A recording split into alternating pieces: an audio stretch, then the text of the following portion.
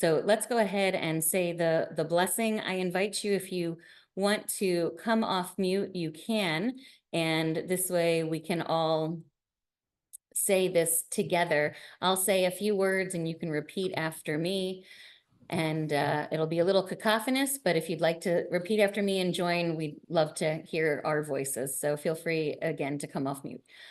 Baruch atah Adonai, Baruch atah Adonai, Eloheinu melech haolam, Eloheinu melech haolam, asher kidshanu b'mitzvotav, asher kitshanu b'mitzvotav, v'tzivanu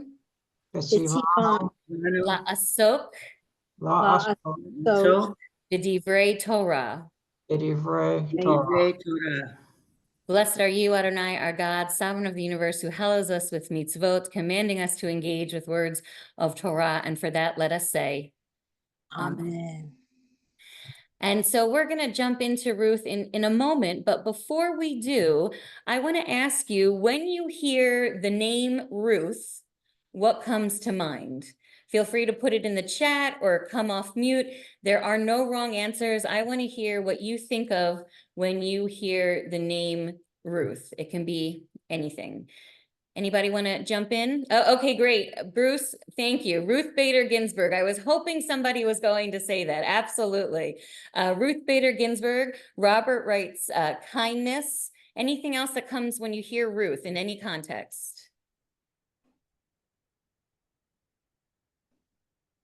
I'm gonna show my age. Any other fans of Goonies with the movie when they do Baby Ruth, and more from the movie than the chocolate bar, but Baby Ruth. Okay, commitment, and Deborah, we're gonna get to that. Andrea Losben, which happens, if you recognize the last name, that happens to be my mother, Book of Ruth and Naomi. So we are going to talk about the Book of Ruth, exactly. Anybody else? We've got one famous Ruth. There's another famous Ruth that tends to, oh, the house that Ruth built. Good, thanks, my friend Alfred, good to see you. Anybody else? I love that. Any other famous Ruth? I'm thinking of Dr. Ruth, small in stature, but mighty in legacy. And thank you, Vicki, for sharing that. I won't kick my mom out. Thank you, Vicki. What about she's not very holy, but Ruth Buzzy? I don't, you'll have to forgive me. I think this, tell me Ruth Buzzy. I think you're far too young. She was on for 100 years. She was a comic, and just she always made you smile whenever you saw her. I love that. I'm going to look that up. I love that. Thank you. Love that show. I didn't understand the jokes, but I loved it. I see from laughing. So I'm going to do my homework afterwards. I like that. And I love how, Rhonda, you said that Ruth has become a popular name, and even Ruthie. I love it. I love it. Anybody else want to say any first thoughts, whether association or biblical connection when Ruth comes to mind? Well, we're gonna, and if you think of anything, please feel free to put it in the chat throughout. We're gonna jump right in and actually take a look at the text. We're going to specifically look at the first 18 verses in chapter 1 of the book of Ruth. It's a relatively short book. If you've never read it, I encourage you to read it afterwards. We're really only going to focus on the first part, but it's just so rich with so many beautiful teachings, and also things that pull from other sections of the Torah as well, just in Jewish history in general. So I'm excited to share it with you. I have divided it into different slides, and so I hope we'll have a few different people help us kind of read the first part so we get our context. And again, I want to invite you, if you have any questions at any point, to jump in and share. And so thank you for sharing that about the gleanings, and we'll talk a little bit about that too. So here we go. I've included the Hebrew. We'll just do the English, but if anyone wants to see the Hebrew, you can. And don't worry, whoever offers to read, if there's any mispronunciations. So looking on my screen. Do we have anyone who will volunteer? Oops, we're going to have the first, whoever volunteers will do the first 2 slides, and then the next person can do the next 2 slides. I know I keep moving. Any volunteer, just come off mute for us. I can read. Okay. Thanks, Andrea, aka Mom. Thank you, Rabbi, aka Emily. Do you want me to begin with the man's name?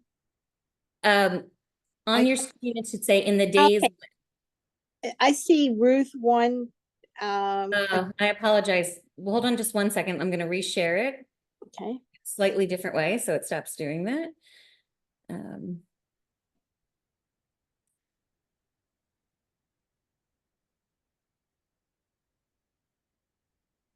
And you should be able to see it in just a moment.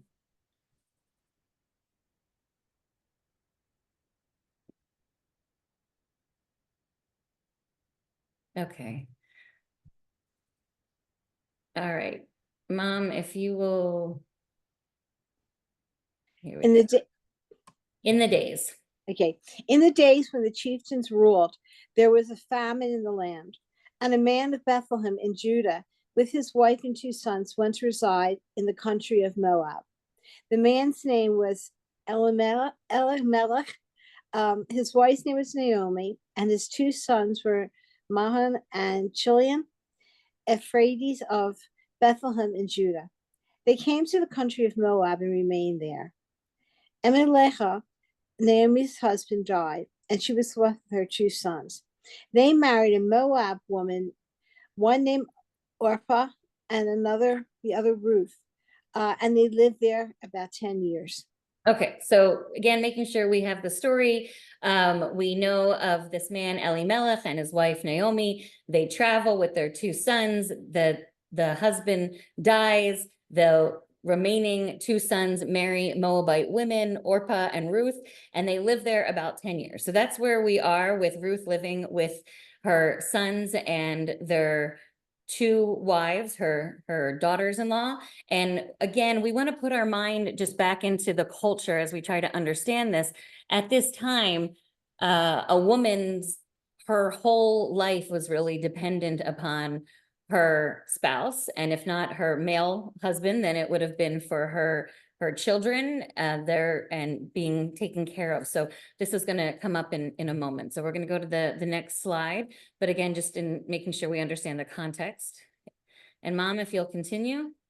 And then those 2, Mahlon and Chilion, and Chilion also died. So the woman was left without her 2 sons and without her husband. She started out with her daughter-in-laws to return to the country of Moab. For in the country of Moab, she had heard that the Lord had taken note of his people and given them food. Accompanied by her 2 daughter-in-laws, she left the place where she had been living, and they set out on the road back to the land of Judah. Okay, so also for context, this is the 1985 JPS translation, so forgive me where it does say his with regarding to God, but just in the context of that. And also, let's put ourselves in this for a moment. I am sure amongst us, my mother included, that there are some people who have lost people very close to you, whether it's a spouse or someone else. So think for a moment how Naomi must have felt to have lost first her husband and now her sons, and now she's left with 2 daughters-in-law that weren't originally from her background. And so we're going to kind of come to that. Anybody, before I go on, anybody have any comments or anything you want to say at this moment, just as we're kind of getting into the headspace really of despair? Robert, please. Well, we know it's not going to start well when their names, Mahlon and Chilion, mean weakness and sickness. Yes, thank you. So we've got a little bit of the foreshadowing for the Hebrew, and I appreciate you bringing that up. And when you say we know it's not going to start well, so why would I pick a text like this, or why would we even think about hope? So let's hold that and keep that in mind, Robert, of what we do if we're feeling weak or we're feeling sick. So again, thank you. Deborah? Sorry, having trouble with my cursor. I mean, it's emotionally devastating, but for women not to have male protectors and providers in that time was a very dangerous thing, which is why we're taught to take care of the widow. Exactly. And, you know, what do we hear time and time again throughout? The widow and the orphan, or the widow, the orphan, and the stranger. And in many ways, we see how Naomi is both a widow and a stranger, and then she's going to have to go back to where she was from, and she's coming with the orphan in a way too, because these daughters-in-law have now not the father figure that would have protected them or their own husband. So thank you, Deborah, for bringing that up. Any other comments before we move on? By show of hands, is there anyone who is reading the story with me for the very first time? Or the first time in a long time? Okay, I appreciate the honesty. And so we're gonna keep going. Does anyone else want to read? Or do I make my mom continue? Any other volunteers? All right, Mom, I guess you're reading a little bit more. Okay. Okay. All right, I'm gonna back up.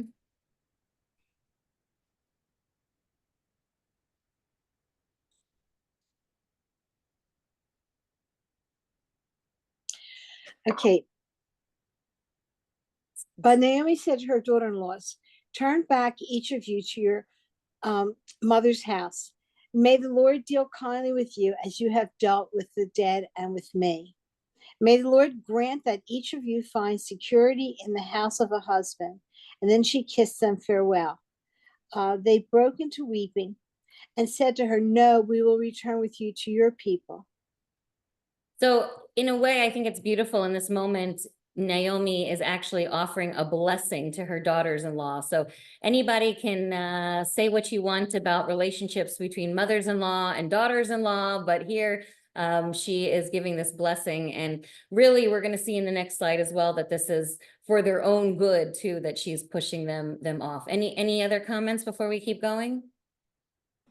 Okay.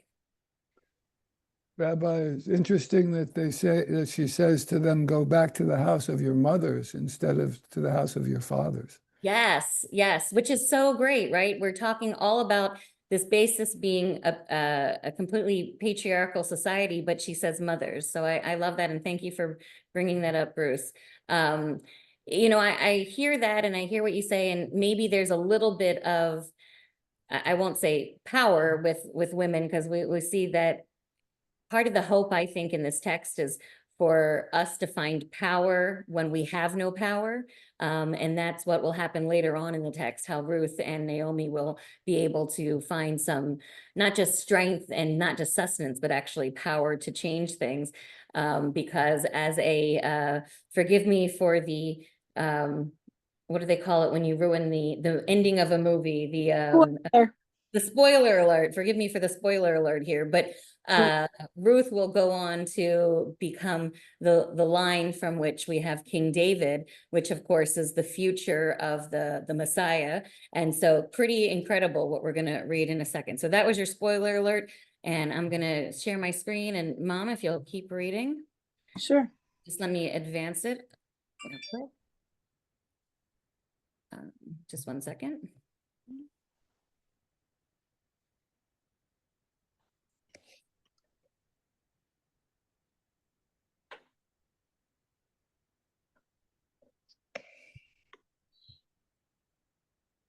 Okay. Okay, but Naomi replied, turn back, my daughters. Why should you go with me? Have I any more sons in my body who might be husbands for you? Turn back, my daughters, for I'm too old to be married.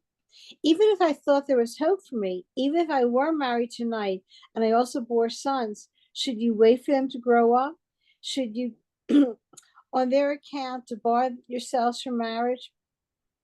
No, my daughters. My lot is far more bitter than yours, for the hand of the Lord has struck out against me. They broke into weeping again, and Orpah kissed her mother-in-law farewell, but Ruth clung to her.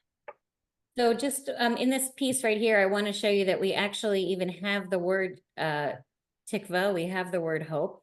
So if you can see right here is the Hebrew tikva, and of course that's what all of this is about.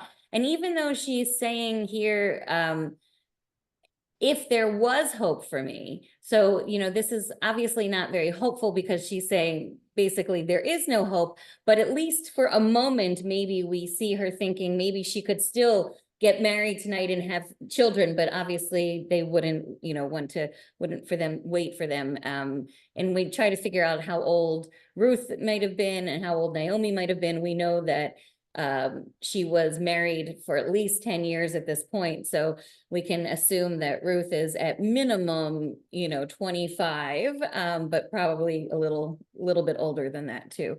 So it would not make sense. She's not going to wait until, being in her 40s or 50s at that time. But just the thought, at least, I think is important to bring up, and that the word hope is there. Anybody want to add anything or say anything right here? Because we're actually getting a sense of hopelessness from Naomi. But yet I picked this text. Alfred? Yeah, when you pointed that out, I saw for the first time that she thinks she has no hope because she conceives hope as the only as one narrow possibility, and yet the story is full of hope that can't be foreseen. Beautiful. So just like Robert said before, we have that precursor of sadness and pain. Maybe we also are seeing the precursor for hope in what might appear as hopelessness, if you'll allow me to summarize it like that, Alfred. Mom? I was just going to say, you also see, and I'm not saying it badly, the difference between the two women, and that Orpha decides to go back to her, people, her family, whereas Ruth, and do we know much about Ruth's background? I mean, how many, does she still have family there? But she says she's going to stay with Naomi.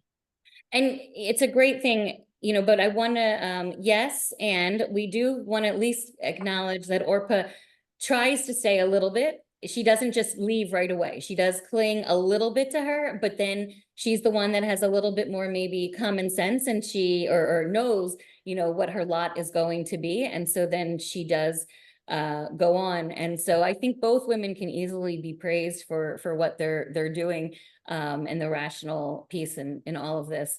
And again, is that a sense of hope? If we're looking to, is Orpah being realistic in hope? And I would say, when we talk about hope or having faith, we want to be able to put our whole heart into it.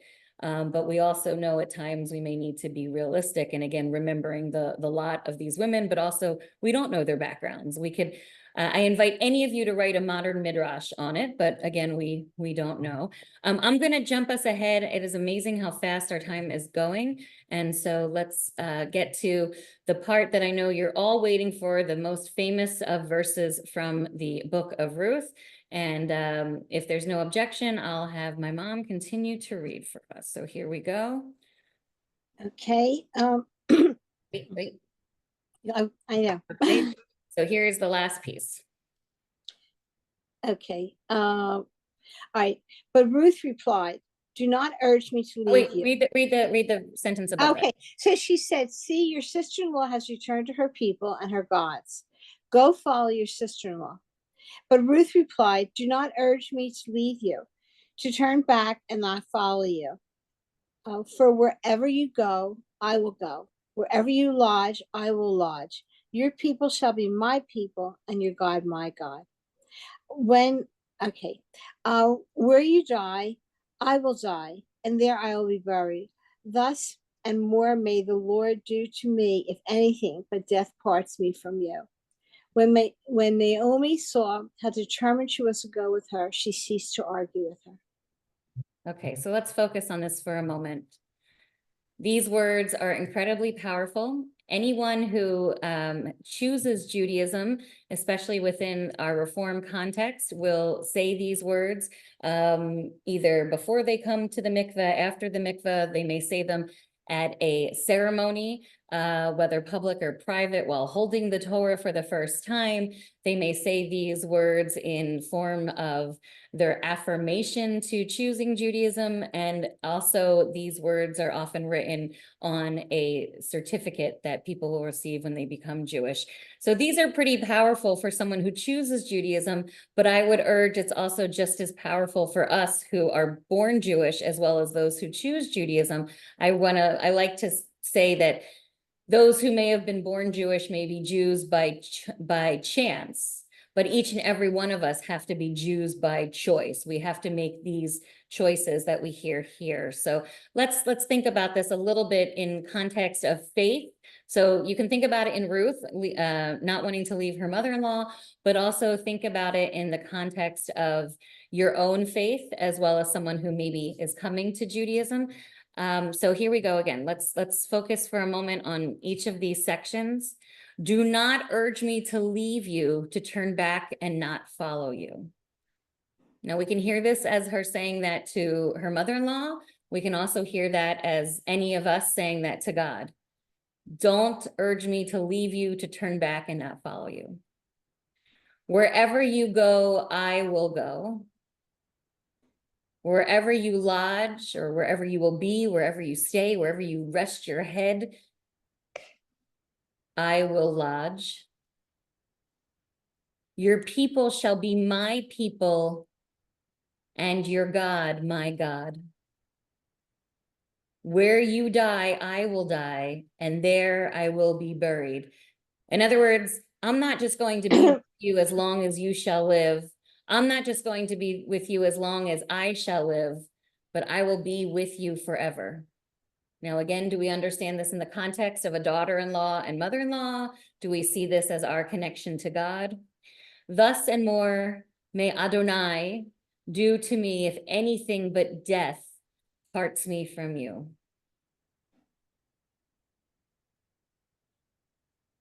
Do not urge me to leave you, to turn back and not follow you.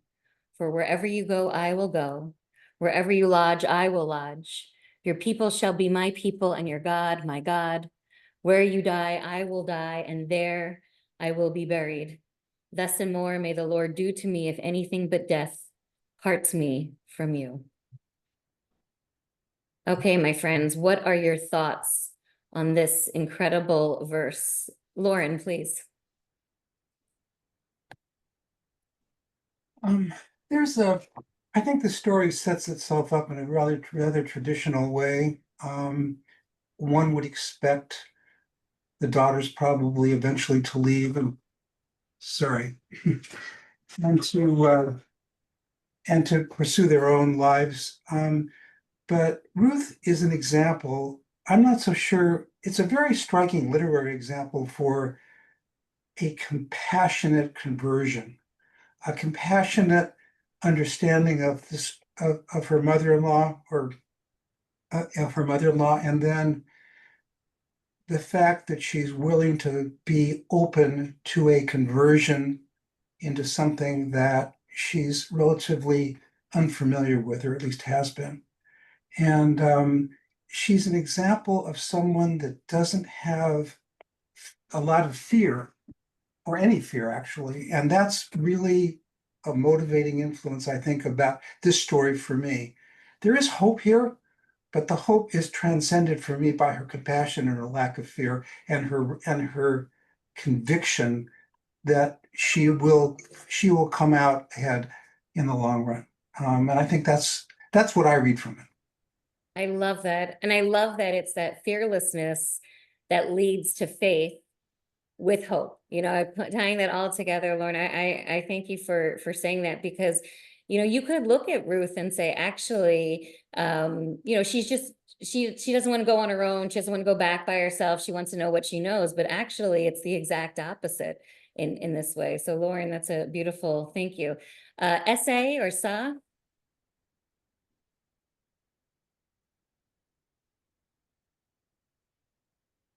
Please.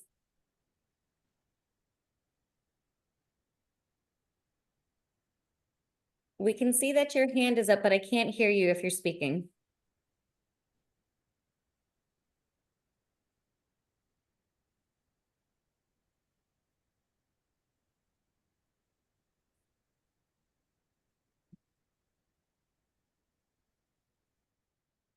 Oh, you want to try again?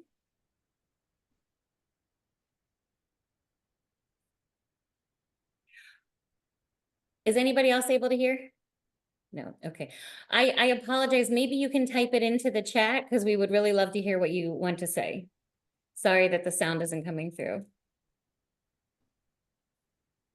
Would anybody else like to add anything?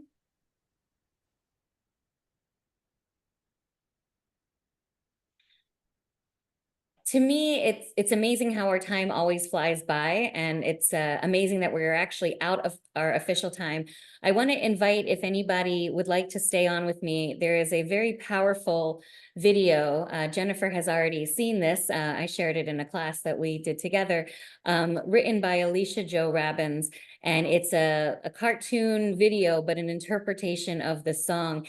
And I have to tell you, the words, the way she translates and sings it, wherever you go, I'll go. It's kind of got a haunting melody and it stays with me. And I hope if you have an extra 5 minutes, you'll stick around with us. And I also did share, I wanted to find just another piece. So just to share this with you, there's a book called Ruth, A Migrant's Tale by Alana Pardes. And if you want to delve into Ruth a little bit more, I encourage you to look at it. But just to quote Alana Pardes here, she writes, Ruth's moving oath of love and loyalty is so well known, so oft-cited that its beauty and power might go unnoticed.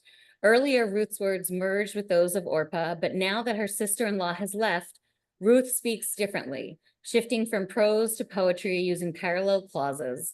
When biblical narrative introduces brief poetic insets into the prose, it often marks a heightened moment, a dramatic scene that calls for special attention. Ruth's oath is one such moment. And I love that she refers to it as her oath, not just saying. And so Alana goes on here to say that this emphatic repetition, wherever you go, I will go, sets the tone for the rest. The insistence on going with Naomi is nothing short of total. And this is a little bit of what you were referencing, Lauren, too. I think it means lodging where she lodges. Even if her mother-in-law finds no real abode in Bethlehem, she was going to put her faith there. She also, in accepting her God as her own, where she says here, only death will part them, in a sense, not even death, for Ruth is determined to be buried where her mother-in-law is buried. But this exceptional oath would not have granted her entry into Bethlehem had it not included a commitment to Naomi's God and people. So, you know, the quote goes on a little bit here, but I think it's so incredible how this is such a total sense of support. And to me, the greatest hope is her being able to cast her lot with someone else and having that faith in order to have hope. And that's why I wanted us to look at this in thinking in our own lives. When do we have enough faith to have hope? And there are moments that can be so terrifying and we can be so afraid, Lauren, to reference what you brought up, or other times in which we're in such great despair that having hope isn't enough. We have to have faith in order to have that hope. But how beautiful it can be when hope also brings us back to faith. So I want to leave you with that.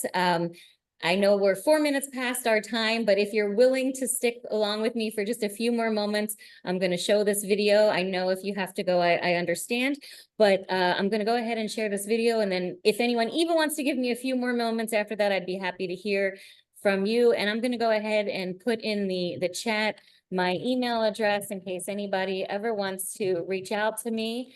And if you're ever in New Jersey, I hope you'll come and visit. And I can't wait until I have another chance to teach with La Asok. As some of you may know, I'm actually on the advisory board. So if you have any complaints, give them to somebody else. No, really. But if you have anything you want to share, any classes you want, any feedback, not only do I want it for myself, but of course, for me with Rabbi Micah Streifer, and just our feedback. And again, don't forget next week's La Asok. And there's lots of other great programs. So I'm going to go ahead and share my screen with the sound. So I'm going to ask you just to, in a moment when I start it, just to give me the thumbs up that you can hear it. So 1 second.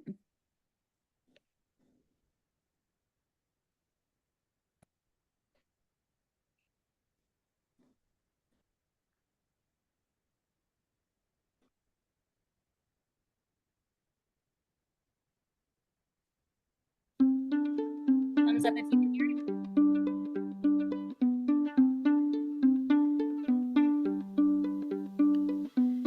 Sometimes the journey chooses you and not the other way around.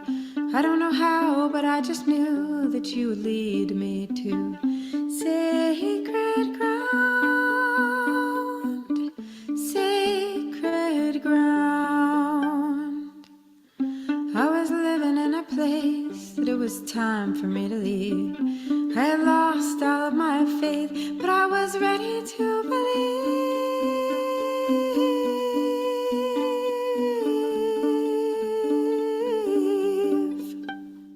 So where you go, I'll go.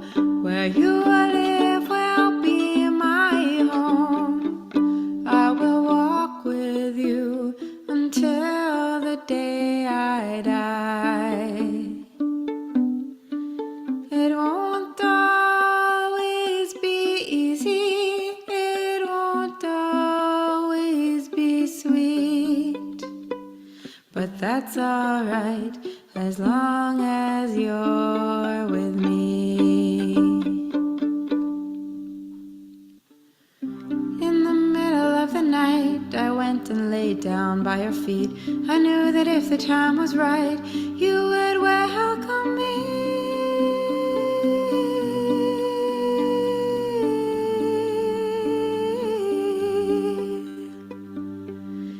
I crept away before the break of day. By then I knew that you would come to me. And where you go, I'll go. Where you live will be my home. I will walk with you until the day I die. It won't always be easy. It won't always be sweet. But that's alright, as long as you're with me. And all the people in the gate, and all the elders, they shall say, we are the witnesses today to this covenant you made.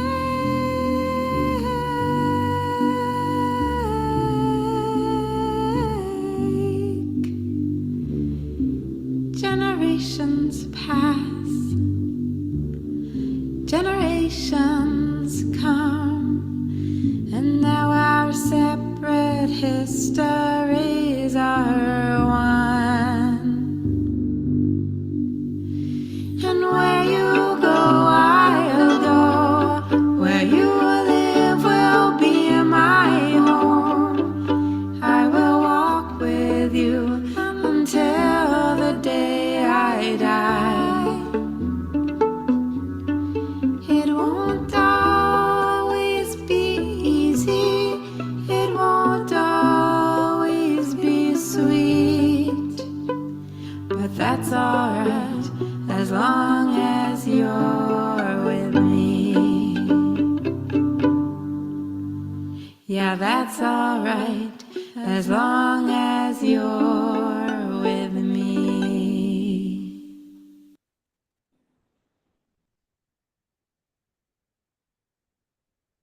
Any thoughts? I think everybody stayed. I'm so impressed. Thank you all for staying. Any thoughts on the video, or anybody want to share anything? I liked it. It was very cleverly done because we can look at it as adults, and of course we know most of us know the story and we can look at it, but it's really good for children too and teens because it gives them an idea of what's happening. And you said the song is haunting. Yeah. Anybody else have any? Hi, Gail. Good to see Hi. you. Hi, I'm so sorry I tuned in late, but it looks like this has been recorded. It has, and we'll get that out to you as Okay. well. In the meantime, the video was very cute, but also the song was beautiful, and I want to know who the composer was. Oh, great. So it's Alicia Jo Robbins, and let me put that in the chat. And she has got a lot of great stuff out there as well. So you can look her up. And she also did a great series on educating young girls and teens, and she's doing other kinds of music, and she tours around. So that's her if you want to look her up. Any other thoughts? Oh, Jennifer, I love that you shared that, thinking about choosing Ruth as your name. I love it. I love it. That would be another famous Ruth we can add to the Ruths that we mentioned in the beginning as well. Rabbi, I was going to say, actually, as I was listening to the song, I was thinking, I have a niece who's getting married in July, and I was thinking that would be a lovely melody or song to include in a wedding ceremony. I think so. I love that idea. Yeah, please. Yeah. If I can help with it, let me know. Oh, okay. I think they've got to take it's it's the other part of the family. I think they've got it taken care of already. But thanks. Anybody else? I'm just so grateful for all of you being with us today. And if this was your first time joining in on Tikva through text, it's every Thursday at noon on the East Coast, 9 a.m. West Coast, and wherever else you may be. Always love to have you here with us or for any La Asok program. And again, I just want to say how great it is not only to see my family, but to see a congregant from a wonderful congregation I've been serving this year in South Dakota, as well as to see some friends like Alfred and Carol and Rhonda, who I've studied with before, and Paula and Bruce. It's really good to see all of you guys again, and even to see a colleague on here as well. So thank you, everyone. I'm going to hit the stop for the recording, but I'm also happy to stay on for a few more minutes if anybody has anything else that they want to add. But I wish you a happy early Shavuot and a Shabbat Shalom a little early, and can't wait till I get to study with you again.